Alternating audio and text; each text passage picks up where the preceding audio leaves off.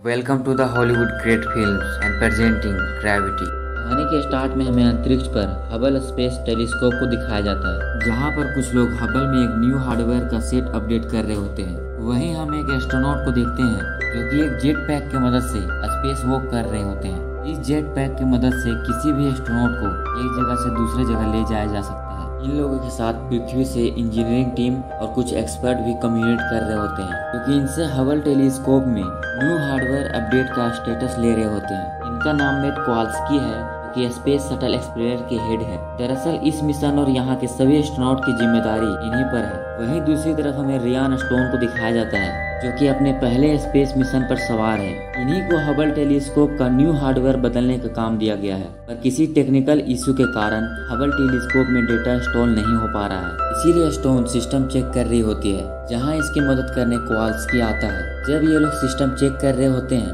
तभी इन लोगों को मिशन अबॉर्ट करने का ऑर्डर दिया जाता है और तुरंत अपने एक्सप्लोरर यानी शिप में जाने को कहा जाता है, क्योंकि रूस के अपने मिशन के दौरान उन्होंने अपने ही सैटेलाइट को उड़ा दिया, जिस कारण स्पेस में उस सैटेलाइट का मलबा 20,000 मील प्रति घंटे के रफ्तार से इन लोगों की तरफ बढ़ रहा था। और इस दौरान उस मलबे ने अपने रास्ते में आने वाले सभी सैटेलाइट को तबाह कर दिया है, जिस कारण इनका अर्थ से बात होना कभी भी बंद हो सकता है। तभी ये लोग देखते हैं कि वो मलबा इनकी तरफ एक गोली के रफ्तार से बढ़ रहा था। ये सब देखते हुए कोवाल्स्की स्टोन की मदद करने के लिए जाता है। इसके पहले कि वो इसकी मदद कर पाता, उन मलबों के हबल से टकराने के कारण स्टोन जिस पाइप पर खड़ी थी वो पाइप टूट जाता है और वो इन लोगों से अलग दूर जाने लगती है। इसीलिए कोवाल्स्की इसको अपना बेल्ट खोलने को बोलता है, नहीं तो हबल से टूटा हुआ भाग इसे अपने साथ बहुत दूर ले जा सकता था। और स्टोन जब तक अपना बेल्ट खोल पाती तब तक बहुत देर हो चुका था, क्योंकि ये अपने बेस से बहुत दूर आ चुकी थी। और खुशी की बात ये थी कि कोवाल्स्की और स्टोन दोनों में बात हो पा रहा था, जिससे ये अपना लोकेशन कोवाल्स्की को बता पा रही थी। और अब परेशानी की बात ये है कि स्टोन इस स्पेस में खो चुकी है और इसका ऑक्सीजन भी खत्म होने के कगार पे है। इस कारण अगर इसे बचाने कोई यहाँ नहीं आया तो ये यहीं मारी जाएगी। और स्टोन के उसके लोकेशन बताने की वजह से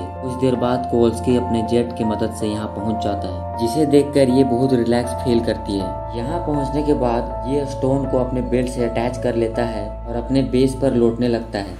जब ये लोग यहाँ से जा रहे होते हैं, तभी ये लोग अपने डिवाइस में एक टाइमर सेट करते हैं। दरअसल ये टाइमर स्पेस में घूम रहे उस मलबों का है जो कि इन लोगों से टकराया था। और ब्लोंस्की के कैलकुलेशन मुताबिक वो मलबा इनकी तरफ लगभग 90 मिनट में स्पेस का एक चक्कर लगाकर इनसे टकरा जाएगा। इसीलिए ये लोग अपने डिवाइस में एक टाइमर सेट कर देते हैं। कुछ देर बाद जब ये लोग अपने बेस पर पहुंचते हैं तो देखते हैं कि यहाँ के सभी एस्ट्रोनॉट मारे जा चुके हैं, जिससे इन लोगों को बहुत दुख होता है। इसीलिए कोवाल्स्की स्टोन को बताता है कि इन्हें यहाँ से 900 मील दूर स्पेस सेंटर तक पहुँचना होगा, जहाँ पहुँचने के बाद ये दोनों उसका स्पेस बोर्ड यानी सोयूज का इस्तेमाल करके अर्थ तक पहुँच सकेंगे। इसके बाद ये लोग यहाँ से निकल जाते हैं। दरअसल सोयूज एक ऐसा स्पेस बोट है जिसकी मदद से हम स्पेस में हजारों किलोमीटर तक सफर तय कर सकते हैं, या फिर हम पृथ्वी पर सेफ्टली लैंड कर सकते हैं। जब ये लोग यहाँ से दूसरे स्पेस स्टेशन जा रहे थे, तभी बीच में ही इनके सूट का ऑक्सीजन लेवल घटने लगता है, जिससे स्टोन बहुत घबरा जाती है। इसलिए इसका ध्यान भटकाने के लिए कोवाल्स्की इससे पूछता है कि धरती पर कोई ऐसा इंसान है जो इसका इंतजार कर रहा है, जिसके जवाब में ये बताती है कि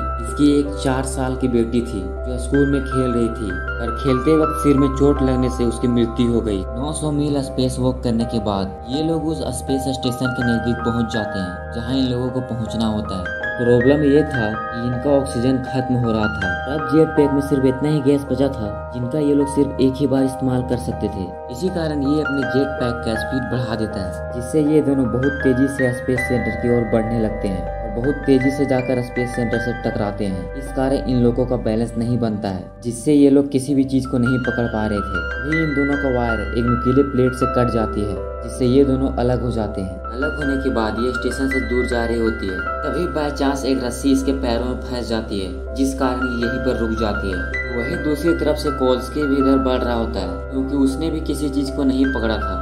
किसी तरह स्टोन इसकी रस्सी को पकड़ लेती है, जिससे ये भी कुछ पल के लिए यहीं पर रुक जाता है। पर ज्यादा खिंचाव होने के कारण स्टोन के पैरों से रस्सी खुलने लगती है। इस चीज को देखते हुए ये अपने रस्सी का हुक निकालने लगता है, क्योंकि ये समझ चुका था कि इन दोनों में से कोई एक ही बचेगा।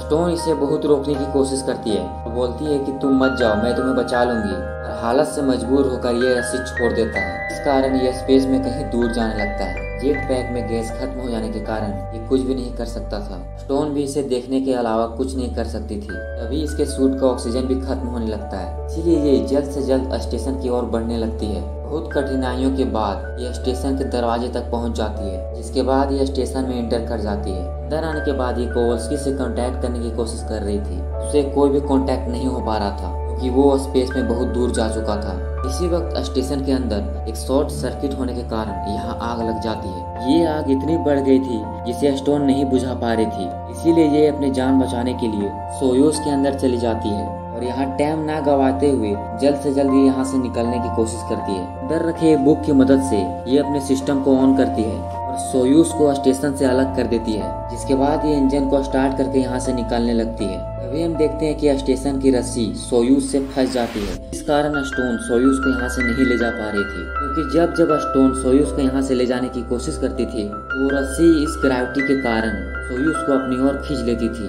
चीज को देखते हुए स्टोन सबसे पहले सोयूज को बैलेंस करती है, उसके बाद इससे बाहर निकलकर फंसे हुए रस्सी को खोलने का ट्राई करती है। जब ये रस्सी को निकाल ही रही थी तभी स्पेस में घूम रहा वो मलबा एक चक्कर पूरा करके तेजी से स्टोन की ओर बढ़ता है और स्पेस स्टेशन से टकरा जाता है, जिससे ये स्टेशन पूरी तरह से तबाह हो जाता है। इसी बीच वो रस्सियां भी खुल जाती है जो सोयूज से बंधी हुई थी, पर इस इंसिडेंट में ये बिल्कुल ठीक होती है, इसे कुछ नहीं होता है। इसके बाद ये सोयूज के अंदर चली जाती है। अंदर जाने के बाद ये चाइनीज स्टेशन जाने का डिसाइड करती है, जो कि यहाँ से 100 मील दूर है। इसके बाद जब ये इंजन स्टार्ट करने की कोशिश करती है तो ये इंजन स्टार्ट नहीं होता है, क्योंकि उस एक्सीडेंट में इसके फ्यूल टैंक फटने से इसका सारा फ्यूल खत्म हो चुका है, जिससे स्टोन यहाँ से आगे नहीं बढ़ सकेगी और ना ही वो चाइनीज स्टेशन जा सकेगी, जिससे ये बहुत परेशान होती है क्योंकि अब ये इस स्पेस में बुरी तरह से फंस चुकी है और इसने यहाँ से बचने के सारे उम्मीद छोड़ दिए हैं। पूरी तरह से हार मानने के कारण स्टोन यहाँ के ऑक्सीजन लेवल कम कर देती है और सारे लाइट बंद कर देती है। इसका सीधा मतलब ये है कि स्टोन अब सुसाइड करने वाली। तभी यहाँ पर हम कोवल्स्की को देखते हैं जो कि बाहर से स्टोन को आवाज दे रहा है, पर सबसे हैरानी की बात ये है कि अब तक कोवल्स्की कैसे बचा रहा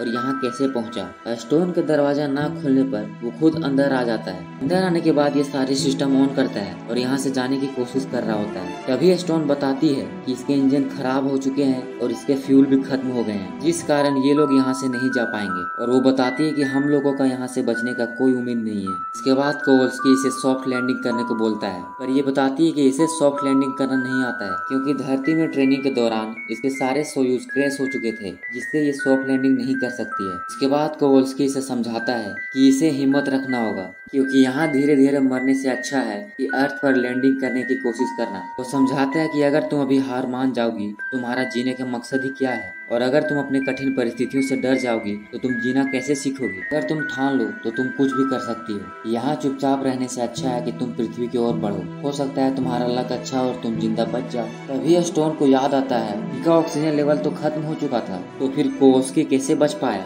और जब ये मुड़ती है तो देखती है कि यहाँ कोई नहीं है। दरअसल दोस्तों कोवल्स्की यहाँ कभी आया ही नहीं था। असल में यह स्टोन का इल्यूजन था, जो कि ऐसे ही परिस्थिति में फंसे सभी लोगों को ऐसे ही सपने आते हैं जिनमें इनको लगता है कि इनके सामने वही आदमी है जिनको ये मिस कर रहे हैं। और असलियत को देखकर ये समझ जाती है कि कोवल्स्की का यहाँ आना इसका एक वहम था, और अब इसके सामने सिर्फ 2 रास्ते थे। पहला, यहाँ ना बचने की उम्मीद लेकर सुसाइड कर लेना। दूसरा, अपने बचने की एक छोटी सी उम्मीद लेकर पृथ्वी की ओर बढ़कर सॉफ्ट लैंडिंग करने की कोशिश करना, जिसके बाद ये ठान लेती है कि इसे पृथ्वी पर पहुँच कर ही रहना है। इसके बाद ये सारे सिस्टम को ऑन करने लगती है और सॉफ्ट लैंडिंग की प्रक्रिया को ऑन करने लगती है। इसमें ये सबसे पहले सोयूज के भाग को अलग करती है और इस बोट में बचे इमरजेंसी फ्यूल को यूज करती है और धरती की ग्रेविटी की ओर बढ़ने लगती है। तभी दूसरी तरफ ये चाइनीज स्पेस स्टेशन को देखती है जो कि तेजी से धरती की ग्रेविटी की ओर बढ़ रहा होता है, इसीलिए ये डिसाइड करती है ये उसी की मदद से धरती की ओर बढ़ेगी। इसके बाद ये इमरजेंसी फायर गैस की मदद से उस चाइनीज स्पेस स्टेशन तक पहुंचती है जहां इसे पहुंचना था। वहां पहुंचने के बाद ये सीधा अंदर जाती है। अंदर पहुंचने के बाद ये एस्केप बोर्ड के पास पहुंचती है। दरअसल स्टोन के उस सोयूज को छोड़ने का मुख्य कारण ये था, ये चाइनीज स्टेशन ऑटोमेटिकली धरती की ग्रेविटी की ओर बहुत तेजी से बढ़ रहा था। इस स्टेशन के बाहरी ढांचों की मदद से ये एस्केप बोर्ड सुरक्षित आधी ग्रेविटी को पार कर सकता था, और ऐसा ही हुआ। लगभग आधी ग्रेविटी पार करने के बाद ये स्टेशन ग्रेविटी से जलकर टूटने ही वाला था। तभी स्टोन एक बटन दबाती है जिससे सोयूज स्टेशन से अलग हो जाता है और और किसी तरह इस ग्रेविटी की तापमान को झेलकर आसमान को चीरते हुए अर्थ में एंटर कर जाता है, जिसके बाद इसके ऑटोमेटिकली पैराशूट खुलने से ये बोट पानी में सही सलामत लैंड कर जाता है। इसके बाद जब स्टोन दरवाजा खोलती है और इससे बाहर निकलने की कोशिश करती है, तभी इसके अंदर पानी घुसने लगता है, जिस कारण ये बाहर नहीं निकल पा रही थी। पर किसी तरह सोयूज से बाहर निकलने के बाद स्टोन ऊपर आने की कोशिश करती है, पर स्पेस सूट पहनने के कारण ये ऊपर नहीं आ पा रही थी और अब इसका पानी में सांस फूलने लगता है। पर किसी तरह ये अपने सूट को खोलती है और पानी से बाहर निकल जाती है, जिसके बाद ये किनारे तक पहुंचती है और यहाँ पहुंचने के बाद ये बहुत खुश होती है, क्योंकि इसने नहीं सोचा था कि ये धरती पर सही सलामत पहुंच सकेगी। इस मोमेंट से हमें पता चलता है कि जीवन में चाहे कितनी भी कठिन परिस्थिति क्यों ना हो, चाहे हमारे सारे दरवाजे बंद क्यों ना हो जाए, पर हमें अपने आखिरी सांस तक खुद के लिए लड़ना चाहिए। और जो कुछ भी हम ठान लें उसे तब तक कोशिश करना चाहिए जब तक हम अपने मंजिल तक पहुंच ना जाएं। मेहनत करो और सफलता पाओ, यही है जीवन का सबसे बड़ा उपदेश। इसी के साथ ये कहानी यहीं पे खत्म हो जाती है। ये मूवी रिलीज हुई थी ईयर 2013 में। इस मूवी की IMDb पर 6.8 आउट ऑफ 10 की रेटिंग है। अगर ये मूवी आपको पसंद आई हो तो चैनल को